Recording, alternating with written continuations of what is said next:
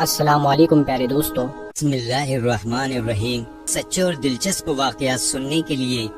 ہمارے چینل کو سبسکرائب کریں۔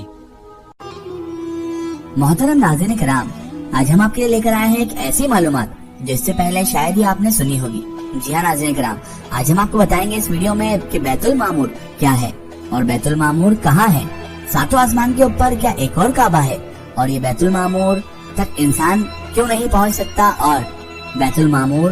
کب اور کیسے آیا۔ تو میری آپ سے معتبرانہ گزارش ہے کہ اس ویڈیو کو آخر تک ضرور دیکھیں، اور اگر ابھی تک آپ نے ہمارے چینل کو سبسکرائب نہیں کیا ہے تو اسے بھی سبسکرائب کر دیجئے اور پاس میں دیے گئے بیل آئیکن پر بھی کلک کر دیجئے تاکہ ہمارے ویڈیو کی نوٹیفیکیشن آپ تک پہنچتی رہے۔ ناظرین کرام، بیت المعمور جو اللہ تبارک و تعالیٰ کا خاص گھر ہے، لیکن یہ انسان کی پہنچ سے بہت دور ہے،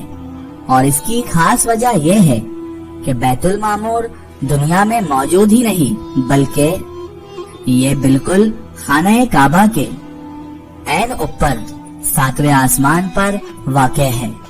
اور اللہ تبارک و تعالیٰ کے فرشتے ہر وقت بیت المعمور کا طواف کرتے ہیں۔ اور جس بیت المعمور کا ذکر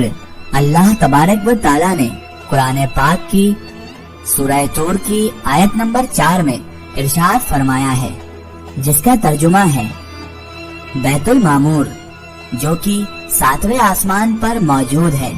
یہ اللہ تعالیٰ کا گھر ہے، اور اللہ کے فرشتے ہر وقت اس بیت المعمور کا طواف کرتے رہتے ہیں۔ بیت المعمور کی وضاحت بالکل خانہ کعبہ جیسی ہی ہے۔ جب اللہ تبارک و تعالیٰ نے اللہ کے نبی حضرت آدم علیہ السلام کو زمین پر اتارا تو آپ حضرت آدم علیہ السلام کے ہمراہ جنت کے کچھ خوشبودار پتے اور حجر اسود بھی آپ حضرت آدم علیہ السلام کو دیا، اور آپ حضرت آدم علیہ السلام اور ان تمام چیزوں کو اس مقام پر اتارا جہاں پر آج خانہ کعبہ موجود ہے۔ اور اس کے بعد اللہ تبارک و تعالیٰ نے حضرت آدم علیہ السلام کو حکم دیا کہ اے آدم، کہ اس جگہ پر میرا گھر یعنی کہ بیت اللہ تعمیر کرو، جیسا کہ تم نے بیت المعمور کو 7ویں آسمان پر دیکھا ہے، اور پھر اس کا حج اور طواف کرو۔ اور ناظرین کرام، شب معراج کی رات جب پیارے آقا نبیوں کے سردار حضرت محمد مصطفیٰ صلی اللہ تعالی علیہ وآلہ وسلم روح الامین حضرت جبریل علیہ السلام کے ہمراہ 7ویں آسمان پر پہنچے تو انہوں نے فرشتوں کی ایک جماعت کو خانہ کعبہ کا طواف کرتے ہوئے دیکھا۔ اس پر آپ حضرت محمد مصطفیٰ صلی اللہ تعالی علیہ وآلہ وسلم کو حضرت جبریل علیہ السلام نے بتایا کہ 70,000 فرشتوں کی ایک جماعت صبح کو اور 70,000 فرشتوں کی ایک دوسری جماعت شام کو روزانہ بیت المعمور کا طواف کرتی ہے، اور یہ کہ جو ایک جماعت ایک مرتبہ بیت المعمور کا طواف کر لے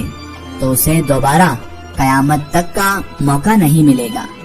اور اس کی وجہ یہ ہے کہ فرشتوں کی تعداد اتنی زیادہ ہے کہ ان کی قیامت تک دوبارہ کبھی بھی باری نہیں آئے گی۔ ہر دن ان 70,000 فرشتوں کی جماعت کا ایک لیڈر بنا دیا جاتا ہے جو ان کو بیت المعمور پر لے آتا ہے، اور مقررہ وقت تک انہیں اللہ تبارک و تعالیٰ کی عبادت کرنے کا وقت دیتا ہے۔ آپ حضرت محمد مصطفیٰ صلی اللہ تعالی علیہ وآلہ وسلم نے ان فرشتوں کو اللہ تبارک و تعالیٰ کی نماز پڑھتے ہوئے دیکھا کہ وہ رکوع کرتے، قیام کرتے اور پھر سجدے میں چلے جاتے، تو آپ حضرت محمد مصطفیٰ صلی اللہ تعالی علیہ وآلہ وسلم نے حضرت جبریل علیہ السلام سے دریافت کیا، یہ کیسی عبادت ہے؟ آپ حضرت جبریل علیہ السلام نے بتایا کہ یہ نماز ادا کر رہے ہیں۔ تو جناب حضرت محمد مصطفیٰ صلی اللہ تعالی علیہ وآلہ وسلم کو یہ عبادت اتنی زیادہ پسند آ گئی کہ کہ انہوں نے اپنی امت کے لیے اللہ تبارک و تعالی سے نمازوں کا تحفہ مانگ لیا۔ کیونکہ محترم عزیز دوستو، کیا آپ جانتے ہیں کہ نماز شب معراج کے بعد مسلمانوں پر فرض ہوئی ہے، اور اس سے پہلے مسلمان کون سی عبادت کیا کرتے تھے اور کیسے عبادت کرتے تھے؟ نماز فرض ہونے سے پہلے مسلمان سبقہ میاں کے بتائے ہوئے طریقوں کے مطابق اللہ تبارک و تعالیٰ کی عبادت کرتے، اور پھر جب حضرت محمد مصطفیٰ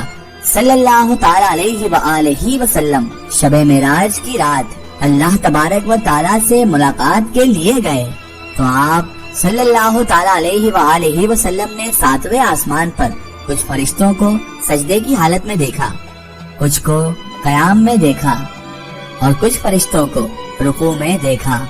اور تب آپ صلی اللہ تعالی علیہ وآلہ وسلم نے جبریل علیہ السلام سے دریافت کیا، یہ کیا کر رہے ہیں؟ تو حضرت جبریل علیہ السلام نے بتایا کہ یہ نماز ادا کر رہے ہیں، اور جو فرشتہ جس بھی انداز میں ہے، یعنی کہ جو سجود میں ہے، جو قیام میں ہے، جو رکوع میں ہے، وہ قیامت تک ایسے ہی رہیں گے۔ تو آپ صلی اللہ تعالی علیہ وسلم کو یہ عبادت اتنی زیادہ پسند آ گئی کہ آپ صلی اللہ تعالی علیہ وآلہ وسلم نے اللہ تبارک و تعالی سے اپنی امت کے لیے نمازوں کا تحفہ مانگ لیا۔ اللہ تبارک و تعالی کا ہم پر کتنا بڑا خاص کرم ہے کہ تمام عبادتوں کا مجموعہ ہمیں ایک نماز میں عطا فرما دیا، یعنی کہ ہم ایک ہی نماز میں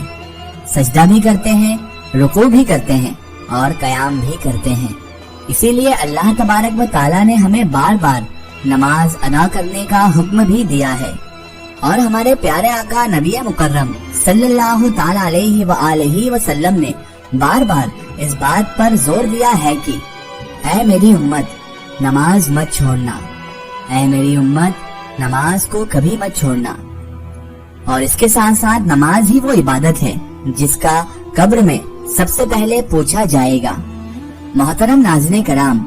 اللہ تبارک و تعالیٰ کو انسان کی عبادت کی کیا ضرورت ہے؟